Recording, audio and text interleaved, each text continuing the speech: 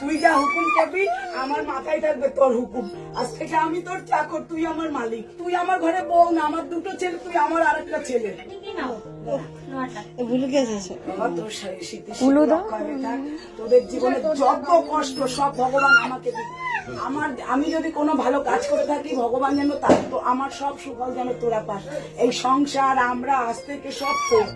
আমি, আমার স্বামী, আমার ছেলে, পরিবারের মান সম্মান আজ থেকে সব তোর হাতে রইল। আজ থেকে আমি তোর কাজের লোক, মালিক তুই। তুই যা হুকুম করবি আমার মাথায় থাকবে তোর হুকুম। আজ থেকে আমি তোর চাকর, তুই আমার মালিক। আমার শাশুড়ি আমাকে এনে দায়িত্ব দিয়েছিল, আজকে আমি এনে আমার দায়িত্ব কমপ্লিট করেছি। আজ থেকে সব তোর, তুই যা বলবি তাই হবে। কিন্তু আমার আত্মীয় স্বজন ননদ সবাই আসবে, কেউ কিন্তু মনে তোর বাড়ি খেতে আসবে না।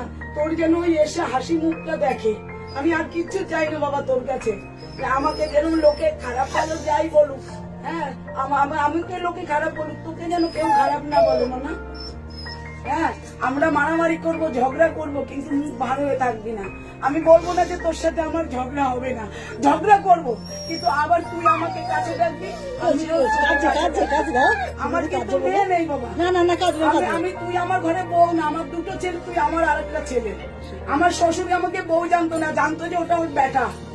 আমি আমার শ্বশুরের মুখে আগুন দিয়েছি, কারণ আমি তার বউ হলে কোনোদিন আমি তার কাছে ছিলাম না।